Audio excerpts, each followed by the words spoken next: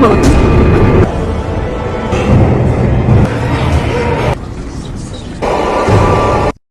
Movie की शुरुआत में एक बड़े घर को दिखाते हैं जहां एक नई फैमिली रहने आई होती है। इस फैमिली में 4 लोग हैं, हीरोइन कायरा, उसका पति ब्रेन, उसकी बेटी एली और उसका छोटा बेटा स्टीवन। घर बहुत बड़ा होने के साथ साथ बहुत ही पारंपरिक और सुंदर भी दिखता है। इस वजह से पूरी फैमिली को घर बहुत ही पसंद आता है। अब ब्रेन अपने बेटे स्टीवन को उसका प्ले रूम दिखा रहा होता है। कमरा देखते ही स्टीवन की खुशी का ठिकाना नहीं रहता और वो उछलने लगता है। वे घर की चीजें अरेंज कर रहे होते हैं और तब एली एक बंद दरवाजा देखकर अपने पिता से पूछती है कि वहाँ क्या है। ब्रेन कहता है कि वो बेसमेंट में जाने का रास्ता है जहाँ हम पुरानी और फालतू चीजें डालकर रख सकते हैं। फिर वे दरवाजा खोलते हैं तो अंदर बहुत ही अंधेरा होता है और वहाँ लाइट बल्ब भी नहीं होता, लेकिन घर के करंट का मेन स्विच बोर्ड वही होता है। अगर करंट की कोई भी प्रॉब्लम हो जाए तो उन्हें बेसमेंट में आकर ही ठीक करना होगा। अब इस तरह बातें करते हुए भी बाहर चले जाते हैं, लेकिन एली के बाहर आने से पहले ही दरवाजा झट से बंद हो जाता है। एली अंदर से आवाज देकर कहती है, पापा ये क्या खेल है, प्लीज दरवाजा खोलिए ना। अब ब्रेन कहता है कि हमने दरवाजा बंद नहीं किया है, लगता है वो खुद ही बंद हो गया। घबराओ मत, मैं आकर दरवाजा खोलने की कोशिश करता हूँ। और बहुत कोशिश करने के बाद भी वो उसको नहीं खोल पाता। तब बेसमेंट से कोई आवाज आती है और एली को फील होता है कि कोई बेसमेंट की सीढ़ियों से ऊपर आ रहा है। वो घबराकर चिल्लाती है कि जल्दी खोलो प्लीज। तब जाकर ब्रेन को दरवाजे पर लटकी हुई चाबी दिखती है और उसको लगाकर वो दरवाजा खोल देता है और एली बाहर आ जाती है। अब नए घर में आकर एली कुछ उदास रहती है क्योंकि उसके पेरेंट्स हमेशा काम पर बिजी रहते हैं और उनके साथ वक्त नहीं बिताते। कई बच्चों के स्ट्रेस का यही कारण है कि पेरेंट्स उनके साथ वक्त नहीं बिताते।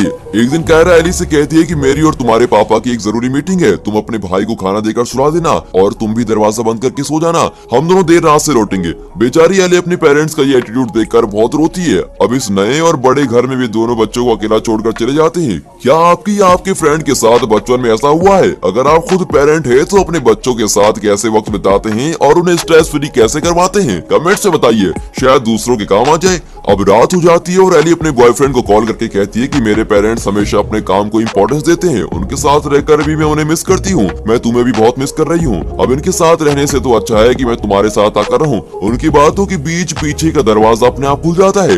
अचानक एक चेहरा एली के सामने आकर उसको डरा देता है। वो और कोई नहीं, उसका नटखट भाई स्टीवन है जिसने एक मास्क पहना होता है। फिर कायरा और ब्रेन की कंपनी को दिखाते हैं। तब कायरा को एली का कॉल आता है और वो अकेले में उससे बात करती है। एली कहती है कि स्टीवन सोने का नाम नहीं ले रहा और वो वीडियो गेम खेलकर मुझे भी सोने नहीं दे रहा। ये सुनकर कायरा स्टीवन से बात करती है और कहती है, बच्चू अगले 5 मिनट में अगर तुम सोई नहीं तो 1 हफ्ते के लिए तुम्हारा वीडियो गेम बंद कर दूंगी। अब जल्दी से गेम बंद करो और सो जाओ। ओके मॉम कहकर वो कॉल काट देता है। एली उससे पूछती है कि तुम्हें वो मास्क कहाँ से मिला, आओ मैं तुम्हें दिखाता हूँ कहकर स्टीवन उसे कमरे में लेके जाता है जो बहुत ही बुरी हालत में होता है। वहाँ एक अजीब सा सिंबल भी होता है। तब स्टीवन कहता है कि दीदी मेरी क्लासमेट ने बताया था कि घर में एक डायन रहती थी और उसने दुरात्माओं के साथ कोई एग्रीमेंट डाला था। एली कहती है कि तुम इन बातों पर विश्वास मत किया करो यार, डायन दुरात्मा वगैरह कुछ नहीं होते। फिर वे वहाँ से एक पुराना ग्रामोफोन उठाकर उसे प्ले करते हैं। उसमें कोई गाना नहीं बजता, लेकिन कोई प्रोफेसर बात कर रहा होता है और बीच बीच में XDX जैसा कोई फॉर्मूला बता रहा होता है। और फॉर्मूले के बाद वो 1 2 3 4 करके काउंटिंग शुरू करता है। तब घर का करंट फ्लक्चुएट करने लगता है और बेसमेंट भी अजीब दिखने लगता है। इस बीच एली ग्रामोफोन बंद कर देती है और कहती है कि बहुत हो चुका, अब चुपचाप जाकर सो जाओ। ये कहकर वो उसको भगा देती है। अब एली अकेली देर रात तक टीवी देख रही होती है। अचानक बेसमेंट से तेज हवा आने लगती है और लाइट्स भी फ्लक्चुएट होने लगती है। आखिर में सारी लाइट्स ऑफ हो जाती है। इतने बड़े घर में एली और स्टीवन अब अकेले होते हैं। सोचिए उनका क्या हाल हुआ होगा। एली फिर कायरा को कॉल करके कहती है कि मॉम पूरे घर का करंट चला गया है, अब मैं क्या करूं। कायरा कहती है एली बेसमेंट में बोर्ड रखा है, वहाँ तुम जाकर उसको एडजस्ट करो और करंट आ जाएगा। एली चिढ़कर कहती है कि मॉम मैं वहाँ अकेली नहीं जाऊंगी, खेल समझा है क्या आपने, मुझे उस जगह बहुत ही डर लगता है। कायरा कहती है एली अगर स्टीवन जाग गया तो वो चिल्लाएगा, उसे मैनेज करना और भी मुश्किल हो जाएगा, इसलिए मेरी बात मानो, तुम बेसमेंट में जाओ, मैं तुम्हारे साथ कॉल में साथ रहूंगी, डरने की कोई बात नहीं है। ठीक है कहकर एली बेसमेंट के पास चली जाती है, लेकिन वो अंधेरे में उन सीढ़ियों से उतरने की हिम्मत नहीं जुटा पाती। तब कायरा कहती है कि बेटा तुम एक स्टेप करके नीचे उतरने की कोशिश करो, तुम्हारा डर अपने आप खत्म हो जाएगा। एली भी 1 2 3 4 करके काउंट करती हुई नीचे उतरती रहती है। अब बेचारी का चेहरा तो देखिए, वो डर की सीमा पार कर चुकी थी और उसको रोना आ रहा था। 9वें स्टेप पर वो किसी चीज को देखकर घबरा जाती है, लेकिन आंख बंद करके वो 10th स्टेप पर पहुंच जाती है। अब कायरा जरा रिलैक्स करके कहती है कि शुक्र है तुम नीचे पहुंच गई, अब तुम उस मेन बोर्ड के पास जाओ। तब एली 11 12 13 करके काउंट कर रही होती है। अब ये सुनकर कायरा चौंक जाती है क्योंकि उस बेसमेंट में सिर्फ 10 सीढ़ियां ही होती है। ये लड़की उससे आगे क्यों गिर रही है? घबराहट के मारे कायरा तुरंत ब्रेन को लेकर घर आ रही होती है, लेकिन वो अब भी एली के साथ कॉल पर होती है। एली लगातार 27, 28, 29, 30 करके गिनती है और नीचे उतर रही होती है। कायरा और ब्रेन हड़बड़ी में घर पहुंच जाते हैं और बेसमेंट में जाकर देखते हैं, लेकिन वहाँ एली नहीं होती। यहाँ से असली कहानी शुरू होती है। दोनों उस एली को पूरे घर में ढूंढते हैं, लेकिन उसका कहीं पता नहीं चलता। फिर वे पुलिस को इन्फॉर्म करते हैं और इस बीच घर के बाहर चारों ओर उसको ढूंढते हैं। अगले दिन सुबह वे पास के जंगल में ढूंढते हैं, लेकिन वहाँ पर भी एली का कुछ पता नहीं चलता। कायरा और ब्रेन बहुत दुखी होते हैं और बेबस होकर रोने लगते हैं। और ब्रेन कहता है कि शायद एली को हमारे साथ रहना पसंद नहीं था और इसीलिए वो घर छोड़कर चली गई। कायरा कहती है, नहीं ये बात नहीं है, तुमने उसकी बात नहीं सुनी थी।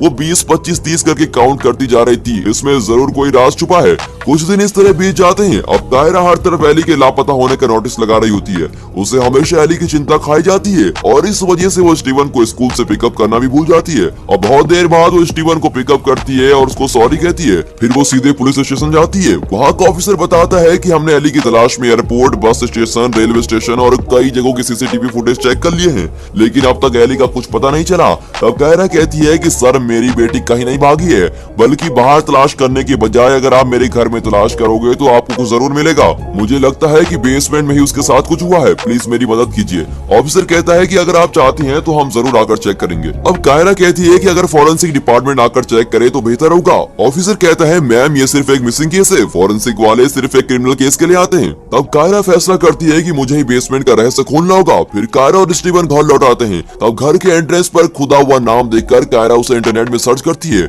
वहाँ स्टीवन बेसमेंट के डोर पर बॉल फेंककर खेल रहा होता है। अब इंटरनेट पर उस आदमी से जुड़ी हुई सुपरनेचुरल बातें पढ़कर कायरा बिल्कुल ही कंफ्यूज हो जाती है और स्टीवन को बुलाकर कहती है, बेटा उस रात एली एबनॉर्मल लग रही थी क्या तुमने मुझसे कोई बात छुपाई? स्टीव बताता है कि नहीं मॉम, उस रात हम सोने से पहले ग्रामोफोन से खेल रहे थे। ठीक है कहकर कायरा उसको भेज देती है और एली के सोशल मीडिया अकाउंट को देखती है। उसमें एली का एक पोस्ट होता है जिसमें उसने नो गॉड्स करके अपना टैटू दिखाया होता है। उसने पोस्ट में लिखा होता है कि अगर मॉम को मेरे टैटू के बारे में पता चलेगा तो वो मेरी जान ही ले लेंगी। अब ये पढ़कर कायरा जरा स्माइल करती है और हाथ में लाइट लेकर बेसमेंट की ओर जाती है। पहले से उसे बेसमेंट पर शक था, पर वो सीढ़ियों को देखती है, उन पर 1, 2, 3, 4 करके लिखा होता है। वो काउंट करती हुई नीचे उतरती है और वो 10वीं सीढ़ी पर उतरती है तो नीचे अजीब सी भाषा में कोई फॉर्मूला लिखा हुआ होता है। वो अपनी यूवी लाइट चारों ओर घुमाकर देखती है तो अचानक उस दीवार पर खोपड़ियों के चित्र दिखाई देते हैं। लगता है उन्हें खून से बनाया गया था। अब उन्हें देखकर कायरा चिल्लाती है। अगले शॉट में फॉरेंसिक डिपार्टमेंट से कुछ लोग आकर सैंपल कलेक्ट करते हैं और फिर दरवाजा बंद कर देते हैं। तभी स्टीवन की बॉल बेसमेंट में चली जाती है और वहाँ की सीढ़ी के एज में वो खड़ा होता है। पुलिस ऑफिसर कायरा और ब्रेन को बताता है कि नीचे आपने जो देखा वो खून नहीं, नॉर्मल पेंट है। यूवी लाइट में देखने की वजह से आपको वो खून जैसा दिख रहा था। मैंने सुना है कि ये घर 1950 में बना था। क्या आप इस घर के इतिहास को जानते हैं? दोनों जवाब देते हैं कि इतिहास वगैरह तो हमें नहीं पता, पर हमें कम दाम में मिल रहा था इसलिए हमने इसको खरीद लिया। अब पुलिस वाला कहता है कि आपकी मर्जी के मुताबिक फॉरेंसिक डिपार्टमेंट भी आ गया, लेकिन मुझे कोई भी सुराग नहीं मिला, लेकिन मैं दावे के साथ कह सकता हूँ कि मैं आपकी बेटी को जरूर ढूंढ निकालूंगा। और ये कहकर वो चला जाता है। रात को कायरा सो रही होती है, तभी अचानक उसे कोई जगाता है और वो चौंक कर उठती है। स्टीवन इसको जगाकर कहता है कि मॉम मुझे बहुत डर लग रहा है, क्या मैं तुम्हारे पास सो सकता हूँ? ओके कहकर वो उसको अपने पास सुला लेती है। वो हर पल एली के बारे में सोच रही होती है। अचानक उसे एली की काउंटिंग की आवाज सुनाई देती है। 1, 2, 3 करके 30 तक गिनती चल रही होती है और आवाज को फॉलो करके कायरा सीधे बेसमेंट की तरफ चली जाती है और उन 10 सीढ़ियों को घूर रही होती है। तब सीढ़ियों पर किसी की आहट होती है और डर के मारे वो लाइट ऑन करती है और नीचे उतरती है। उसे फिर वही फॉर्मूला नजर आता है, पर वहाँ इस वक्त कोई नहीं होता। अगले दिन सुबह कायरा किसी चीज को देख रही होती है। ब्रेन पूछता है, तुम क्या देख रही हो? लगता है तुम रात भर सोई नहीं। कायरा कहती है, ब्रेन क्या तुमने नोटिस किया कि हर दरवाजे पर इस तरह के सिंबल है और हर सिंबल अलग टाइप का है? जरूर इन सिंबल का कोई मतलब होगा, क्या तुम इनका मतलब जानते हो? वो ना में जवाब देता है। हीरो ब्रेन को वही फॉर्मूला दिखाती है जो 10वीं सीढ़ी के नीचे खुदा हुआ था, लेकिन ब्रेन उसके बारे में कुछ नहीं जानता। अब कायरा को इस तरह बेचैन होते देखकर वो कहता है, एली हमें छोड़कर चली गई है, वो वापस जरूर आएगी, हम उसको जरूर ढूंढ निकालेंगे या फिर वो खुद ही हमारे पास चली आएगी, लेकिन तब तक हमारा बिजनेस वेट नहीं कर सकता। मैं ऑफिस जाकर वहाँ का हाल चेक करता हूँ, तुम जरा आराम करके बाद में आना। अब ये कहकर वो चला जाता है, लेकिन कायरा का भी एक ही लक्ष्य होता है और वो है उसकी बेटी एली को ढूंढना। वो उस घर के पिछले ओनर को कॉल करके घर के फर्स्ट ओनर के बारे में पूछती है, लेकिन वो आदमी पहले ओनर के बारे में कुछ नहीं जानता। अब कायरा हर दरवाजे के सिंबल की फोटो खींचती है, फिर उस फोटो को अपने स्टाफ को मेल कर देती है और कहती है तुम्हें ये पता लगाना है कि क्या ये सिंबल कोई भाषा है या फिर किसी और बात को दर्शाते हैं। अगर तुम कुछ पता लगा सकती हो तो प्लीज मेरी मदद करो। उसकी स्टाफ कहती है मैं जरूर कोशिश करूंगी। फिर कायरा ऑफिस मीटिंग में जाती है। मीटिंग के बीच कायरा को कुछ सूझता है और वो वहाँ से उठकर बाहर आती है और उस स्टाफ से मिलती है जिसे उसने सिंबल्स का काम सौंपा था। स्टाफ बताती है कि वो सारे सिंबल अरबी भाषा के अक्षर हैं। अलग अलग पढ़ने पर उनका कोई मतलब नहीं होता, लेकिन उन्हें एक क्रम में जोड़ने पर वो पुराणों में बताए गए लेविथन नाम के समुद्री राक्षस को दर्शाते हैं। अब उसकी बात को सुनकर कायरा घर आती है और लेविथन के बारे में सर्च करने लगती है। फिर वो उस ग्रामोफोन को चेक कर रही होती है जिसके बारे में स्टीवन ने बताया था। दूसरी ओर स्टीवन वीडियो गेम खेल रहा होता है, तब अचानक वहाँ का एक दरवाजा अपने आप ही खुल जाता है। अब कायरा ग्रामोफोन चलाती है तो फिर उसी प्रोफेसर की आवाज आती है जो एली ने भी उस रात को सुनी थी। ऑडियो में फिर वही फॉर्मूला भी आता है और उसके बाद 1 2 3 करके काउंटिंग शुरू होती है। उसके कहते कहते स्टीवन भी 1 2 3 कहते हुए उस कमरे की ओर जाता है, लेकिन कायरा उसकी आवाज को सुन लेती है और वो घबरा कर उसके पास दौड़कर चली जाती है और पूछती है बेटा ये तुम क्या कर रहे हो। वो ऐसे जवाब देता है जैसे कुछ हुआ ही नहीं। कायरा पूछती है तुम अभी अभी 1 2 3 काउंटिंग कर रहे थे। वो कहता है नहीं मॉम मैं कोई काउंटिंग नहीं कर रहा था, एक्चुअली मुझे याद ही नहीं मैं क्या कर रहा था, मुझे अपना वीडियो गेम खेलना है। और ये कहकर वो अपना वीडियो गेम खेलने चला जाता है। अब कायरा और भी कंफ्यूज हो जाती है और मेन हॉल में चली जाती है। वहाँ घर के फर्स्ट ओनर की फोटो होती है। उसका नाम जॉन फेदरसन है। देखने में तो वो जरा अजीब सा लगता है और उसके हाथ की मुद्रा भी अजीब होती है। रात को कायरा जॉन के बारे में सर्च करती है तो पता चलता है कि वो एक फिजिसिस्ट है, यानी भौतिक विज्ञानी है। तब एक इन्फॉर्मेशन उसको चौंका देती है। दरअसल जब जॉन, उसकी पत्नी और 2 बच्चे इस घर में रहते थे तो जॉन की बेटी को छोड़कर बाकी सब एक दिन अचानक गायब हो गए थे और बहुत तलाशने के बाद भी पुलिस को कोई सुराग नहीं मिला था। अब ये सब पढ़ते पढ़ते घर में करंट कट हो जाता है। अंधेरे में स्टीवन घबरा रहा होगा ये सोचकर कायरा उसके कमरे में चली जाती है। तब स्टीवन की आवाज बेसमेंट के दरवाजे की उस तरफ से आ रही होती है। अब कायरा चिल्लाती है कि बेटा तुम वहाँ कैसे गए। स्टीवन कहता है कि मॉम मुझे कुछ भी याद नहीं कि मैं यहाँ कैसे आया, लगता है मैं यहाँ फंस गया हूँ, प्लीज दरवाजा खोलिए। अब ये कहकर वो उस दरवाजे की चाबी ढूंढती है लेकिन उसे कहीं नहीं मिलती। वो पूछती है स्टीवन क्या तुम्हारे पास चाबी है, लेकिन वो जवाब नहीं देता। अब कायरा एक छोटे से होल से उस तरफ देखती है तो एक डरावनी सी आंख दिखाई देती है। कायरा डर के मारे फ्रीज हो जाती है। तब स्टीवन उसके पीछे खड़ा होता है। कायरा पूछती है कि तुम यहाँ कैसे आए। स्टीवन कहता है कि मॉम मैं प्ले रूम में ही सो गया था, अभी उठकर आ रहा हूँ। अभी बेसमेंट का दरवाजा धीरे से खुलता है। अचानक करंट वापस आ जाती है। तब कायरा बेसमेंट के अंदर जाकर देखती है कि दरवाजा अपने आप कैसे खुला, लेकिन उसके अंदर जाते ही दरवाजा फटक करके बंद हो जाता है और स्टीवन बाहर से खोलने की कोशिश कर रहा होता है। अंदर कायरा फोन का टॉर्च चलाकर सीढ़ियों को देख रही होती है। तब उसका फोन फिसलकर नीचे गिर जाता है और 10वीं सीढ़ी के बाद भी वो लुढ़क रहा होता है। अब ये आवाज को सुनकर कायरा के तो होश ही उड़ जाते हैं और वो बहुत ही घबरा जाती है और लगता है उसने कोई डरावनी चीज भी देख ली थी। वो भागकर दरवाजे पर आती है और चिल्लाती है कि स्टीवन कहाँ हो तुम, दरवाजा खोलो प्लीज। बाहर से स्टीवन चिल्लाता है कि मॉम मेरा हाथ चाबी तक नहीं पहुंच रहा, मैं अभी चेयर लेकर आता हूँ फिर चाबी निकाल लूंगा। सोचिए अगर अचानक एक बहुत बड़ा जानवर आपके मुंह पर अपनी सांस को छोड़े तो कैसा लगेगा। बिल्कुल वैसे ही गर्म हवा कायरा के मुंह पर लग रही होती है। ठीक उसी वक्त ब्रेन भी वहाँ आ जाता है और किसी तरह दरवाजा खोल देता है और कायरा बार बार बचकर बाहर आ जाती है और फिर वो स्टीवन को सुला देती है। अब कायरा और ब्रेन अकेले अपने कमरे में होते हैं। ब्रेन कंफ्यूज होकर पूछता है कि आखिर बेसमेंट में हुआ क्या था। कायरा बताती है कि मैं गलती से बेसमेंट में फंस गई थी, तब मुझे अजीब सी आवाजें और किसी की बोलती भी सुनाई दे रही थी। मुझे लगता है कि वहाँ मेरे साथ कोई और भी था। मेरा फोन नीचे गिर गया था लेकिन न जाने वो कहाँ गायब हो गया। अब ब्रेन कहता है कि एली के खो जाने के बाद तुम अजीब सी बातें करने लगी हो, मुझे लगता है तुम बहुत ही ज्यादा इमेजिन करने लगी हो। कायरा को जरा गुस्सा आ जाता है और वो कहती है तुमने मुझे समझ के रखा है। मैंने उस जॉन के बारे में रिसर्च किया था जो इस घर में अपनी फैमिली के साथ रहता था और मुझे पता चला है कि उसकी बेटी को छोड़कर उसकी फैमिली के सभी लोग लापता हो गए, बिल्कुल हमारी एली की तरह। इसमें कोई बड़ा रहस्य जरूर छुपा है, हमें उसका पता लगाना होगा। ब्रेन कहता है ठीक है मुझे तुम पर विश्वास है, तुम्हारा फोन बेसमेंट में गिर गया था ना, मैं उसको लेकर आता हूँ। और ये कहकर वो बेसमेंट में जाता है लेकिन वहाँ कोई फोन नहीं होता। वो और थोड़ी देर वहाँ फोन ढूंढता है लेकिन फोन की जगह वहाँ किसी के बाल पड़े हुए होते हैं और वो उन बालों को देख रहा होता है और उसी वक्त वहाँ पर एक रूप आता है। फिर कायरा को दिखाते हैं जो उस फिजिसिस्ट जॉन के बारे में पता लगाने बैन नाम के आदमी से मिलने जाती है। बैन जॉन के डिपार्टमेंट में काम करता था। कायरा उसे वो फॉर्मूला दिखाकर कहती है कि ये जॉन की पुराने घर के बेसमेंट में खुदा हुआ था, क्या तुम इसके बारे में पता लगाकर मुझे बता सकते हो। बैन कहता है इतनी सी बात, अभी पता चल जाएगा कहकर वो एक शीट पर स्केल रखकर कुछ लाइंस खींचने लगता है। अब बैन कोई मामूली आदमी नहीं, ये अपने फील्ड का एक्सपर्ट होता है और उसने क्वांटम स्टार्स के बारे में रिसर्च भी की होती है। कायरा उससे जॉन के बारे में पूछती है तो वो कहता है मैं जॉन को अच्छी तरह से जानता हूँ, किसी जमाने में वो इसी ऑफिस में काम करते थे, वो एक बड़े साइंटिस्ट थे और cat in the box theory के लिए उन्हें नोबेल प्राइज से भी सम्मानित किया गया था। फिर वो कैट इन द थ्योरी की एक्सप्लेनेशन देता है। ये एक क्वांटम थ्योरी है जिसके मुताबिक अगर एक बॉक्स में बिल्ली को बंद करके रखा जाए तो दोबारा बॉक्स खोलने पर ही पता चलेगा कि बिल्ली जिंदा है या मर गई। मतलब ये कि जब तक बॉक्स बंद है तो दो पॉसिबिलिटीज हैं, एक पॉसिबिलिटी तो ये है कि बिल्ली जिंदा है और दूसरी पॉसिबिलिटी ये है कि वो मर गई होगी। उसकी ये एक्सप्लेनेशन को सुनकर कायरा को एली की याद आ जाती है और वो रोने लगती है। पूछने पर वो बताती है कि मुझे अपनी बेटी की याद आ गई, वो लापता हो गई है। अगर इस फॉर्मूले का मतलब पता चल गया तो मुझे अपनी बेटी के बारे में कोई सुराग मिलेगा और इसीलिए मैं आपसे मदद मांगने आई हूँ। आप जॉन के बारे में और क्या क्या जानते हैं? बैन कहता है कि वो कोई सीक्रेट रिसर्च कर रहे थे लेकिन उसको पूरा नहीं कर पाए और वो अपनी फैमिली के साथ ही गायब हो गए, सिर्फ उनकी बेटी बची थी। आपने जो इक्वेशन मुझे दी है ये अलग ही डायमेंशन या परिणाम को दर्शाती है, इसका पूरा मतलब समझने में मुझे थोड़ा टाइम लगेगा।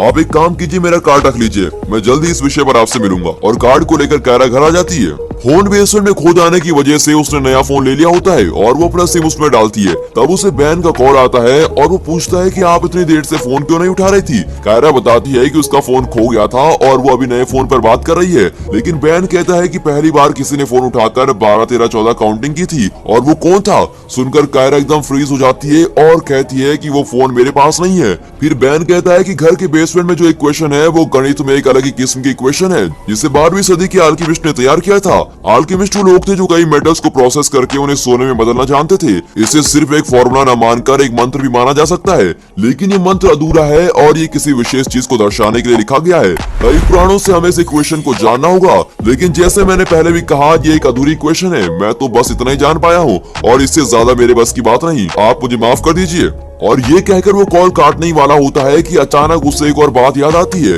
वो कहता है कि बिल्कुल इसी तरह की इक्वेशन बेल्जियम के एक बहुत बड़े घर में भी खुदी हुई है और इस तरह वहाँ पर भी रहने वाली फैमिली गायब हो गई थी। कायरा चौंक कर कॉल काट देती है। फिर वो ब्रेन को बताती है कि हमारे दरवाजों पर जो सिंबल है उसकी फोटोज मैंने तुम्हें मेल कर दी है, ये हर्बी भाषा में लिखा गया है। इसका मतलब है लेविथन जो पुराणों में एक समुद्री राक्षस था। और ये फोटो देखो, ये किसी बड़े खड्डे को दर्शा रहा है। प्लीज मेरी बात का यकीन करो। लेकिन ब्रेन को इन बातों पर विश्वास नहीं होता। कायरा कहती है देखो ब्रेन, ये एक पहेली की तरह है, हर सिंबल और पिक्चर का अलग अर्थ जरूर होगा। फिलहाल मैं इन सब का सही मतलब नहीं जानती, लेकिन मैं तुम्हें एक और चीज दिखाना चाहती हूँ। और ये कहकर वो ब्रेन को बेसमेंट की सीढ़ियों पर लेके जाती है और कहती है देखो यहाँ हर सीढ़ी पर एक नंबर है, लेकिन 10वीं सीढ़ी के बाद एक इक्वेशन खुदी हुई है। और इस बारे में मैंने एक फिजिसिस्ट को कंसल्ट किया, उसने बताया कि ये किसी अलग डायमेंशन का प्रतीक है और बिल्कुल ऐसी इक्वेशन बेल्जियम के घर में भी खुदी हुई है। और हैरानी वाली बात तो यह है कि उस घर से भी पूरी फैमिली गायब हो गई थी। अब इस दिशा में सोचकर हम अपनी बेटी को बचा पाएंगी, प्लीज मेरी मदद करो। लेकिन ब्रेन को उसकी बातें बेहुदा लगती है। दूसरी ओर स्टीवन गेम खेल रहा होता है कि अचानक कोई शक्ति उसको आकर्षित करती है और वो उठकर जाता है और किसी चीज को घूर रहा होता है। यहाँ ब्रेन कायरा की बातों से तंग आकर उस इक्वेशन को हथौड़ा मार रहा होता है और कहता है न रहेगा बांस न बजेगी बांसुरी। और बेचारी कायरा चीखती है कि प्लीज ऐसा मत करो, लेकिन ब्रेन अब जोर जोर से हथौड़ा मारता है और लोहे की आवाज आती है और पूरी जगह वाइब्रेट होने लगती है। ऊपर ग्रामोफोन अपने आप चालू हो जाता है और उसमें वही इक्वेशन आती है। उसके बाद 1, 2, 3 करके काउंटिंग भी शुरू हो जाती है। अब दिखाते हैं कि एली उस कमरे में है जहाँ से दोनों बच्चों ने ग्रामोफोन उठाया था, लेकिन वो देखने में भूतनी लगती है। उसे देखकर स्टीवन मॉम डैड करके चिल्लाने लगता है और दोनों उसके पास भागकर आते हैं तो वो बताता है कि मॉम मैंने दीदी को उस कमरे में देखा था, आप भी जाकर देखिए। ब्रेन अंदर जाकर देखता है लेकिन एली वहाँ नहीं होती और उसका मोबाइल वहीं पड़ा होता है। अब ये देखकर ब्रेन को भी कायरा की बातों पर यकीन होने लगता है। अब वो भी ठान लेता है कि एली को किसी भी तरह ढूंढ निकालना होगा। फिजिसिस्ट जॉन की फैमिली में उसकी बेटी रोज को छोड़कर बाकी सब गायब हो चुके थे। अब इतने साल बाद रोज अब बूढ़ी हो गई होगी। कायरा और ब्रेन उससे मिलने जाते हैं। उन्हें लगता है कि वो इस बारे में जरूर कुछ जानती है। वहाँ जाकर कायरा रोज से कहती है कि आप जॉन की बेटी है ना, हम बहुत दूर से आए हैं और हमें आपकी बहुत मदद चाहिए। मुझे आपके उस पुराने घर के बेसमेंट का रहस्य जानना है। मैं जानती हूँ कि आपका परिवार उसी घर में रहता था और आपके पेरेंट्स और भाई वहीं से गायब हुए थे। मेरी बेटी भी वहीं खो गई है। अगर आप इस बारे में कुछ जानती हैं तो प्लीज मुझे बताइए।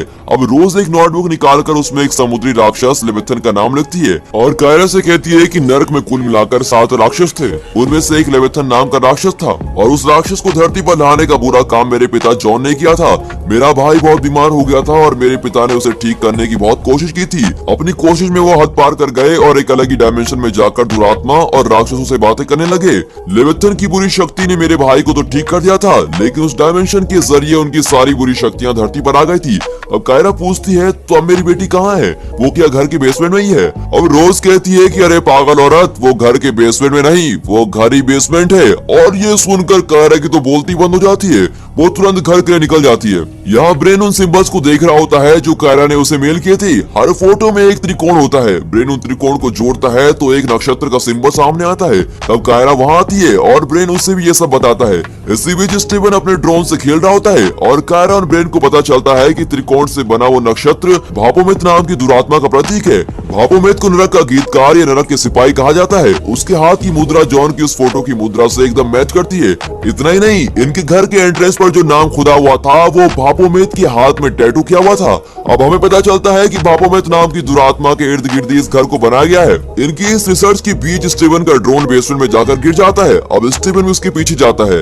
ब्रेन और कायरा ग्रामोफोन ऑन करते हैं तो वो रियलाइज करते हैं कि हर बार जब ग्रामोफोन में इक्वेशन पढ़ी जाती है तब बेसमेंट का पाताल लोक खुलता है। और इस बार भी ग्रामोफोन में इक्वेशन पढ़ी जा रही थी और तभी स्टीवन को कोई शक्ति अपने वश में कर लेती है। वो 1 2 3 काउंट करते हुए बेसमेंट की सीढ़ियां उतरने लगता है और 10वीं सीढ़ी पर पैर रखता है। ग्रामोफोन में 11 12 13 करके काउंटिंग चालू रहती है, लेकिन स्टीवन और आगे कदम रखता है और ड्रोन को उठाकर देख रहा होता है। तब उसके ठीक पास ही बहुत ही डरावनी दिखने वाली दुरात्मा खड़ी होती है। अब स्टीवन खूब चिल्लाने लगता है और घर के सारे दरवाजे फटाक फटाक करके पीटने लगते हैं। इतने में करंट भी चली जाती है। अब ये दोनों डर जाते हैं, न जाने स्टीवन को क्या हुआ। वे घर का कोना कोना छान मारते हैं पर वो कहीं नहीं होता। बेसमेंट में भी वे चेक करते हैं पर वहाँ भी वो नहीं मिलता। इतने में स्टीवन की बॉल उस तरफ लुढ़कती भी आती है। अब इन दोनों को स्टीवन की काउंटिंग सुनाई देती है और वो 30 35 40 करके काउंट कर रहा होता है। अब ये दोनों उसकी आवाज को फॉलो करते हैं तो देखते हैं कि स्टीवन एक अंधेरी जगह की ओर जा रहा होता है, लेकिन उस जगह से पहुंचने से पहले कायरा उसको रोक लेती है और उसको दूसरी ओर उठा लेती है। अब उस दुरात्मा को गुस्सा आ जाता है और वो अंधेरे में घुरघुरा रहा होता है। अब यहाँ स्टीवन का शरीर बहुत ही गर्म होता है। कायरा पूछती है कि बेटा तुम जहाँ गए थे वहाँ क्या एली थी? वो कहता है नहीं मॉम, मुझे तो ठीक से याद नहीं। फिर वो ब्रेन को पानी लेने भेजती है और स्टीवन का शर्ट उतार कर देखती है तो उसकी छाती पर उस दुरात्मा का सिंबल होता है। अब कायरा चौंकर पूछती है बेटा तुमने उस अंधेरे पाताल में क्या देखा? अब स्टीवन हंसते हुए कहता है कि मॉम मैं एक बड़े जानवर पर चढ़कर जा रहा था। उस जानवर के 7 सर थे और 10 सींगें थी। ये बताकर वो अपना शरीर अजीब तरीके से मोड़ता है और फिर 40 45 करके काउंट करने लगता है। कायरा घबराकर ब्रेन को बुलाने जाती है। वहाँ पर ब्रेन भी 50 55 60 करके काउंटिंग कर रहा होता है और बेसमेंट से तेज हवा चलने लगती है। कायरा वहाँ का दरवाजा बंद करके ब्रेन के पास आकर कहती है प्लीज तुम काउंटिंग बंद करो, प्लीज भगवान के लिए बंद करो। अब ये सुनकर ब्रेन अब 10 9 8 करके रिवर्स में गिरने लगता है। आखिर में जब वो 1 पर पहुंचता है तो कहता है कि वे आ गए हैं। इतने में बेसमेंट का दरवाजा हवा में तेजी से हिलने लगता है। फिर वो फटाक करके खुल जाता है और अंदर से बहुत तेज हवा आती है। लगता है वो दुरात्मा सीढ़ियों से चढ़कर ऊपर आ रही है। अब कायरा घबराकर टेबल के नीचे छुप जाती है। अब भी उस दुरात्मा का चेहरा नहीं दिखता, सिर्फ उसकी परछाई दिखती है। दुरात्मा के बाहर आते ही कायरा दूसरी ओर से बेसमेंट के अंदर चली जाती है। अब उसे 10 नहीं अनगिनत सीढ़ियां दिखाई देती है। वो मुड़कर देखती है तो वो दुरात्मा सीढ़ियों के स्टार्टिंग पॉइंट पर खड़ा होता है। कायरा एली एली कहकर अपनी बेटी को पुकारती हुई सीढ़ियां उतर रही होती है और एंड तक पहुंच जाती है।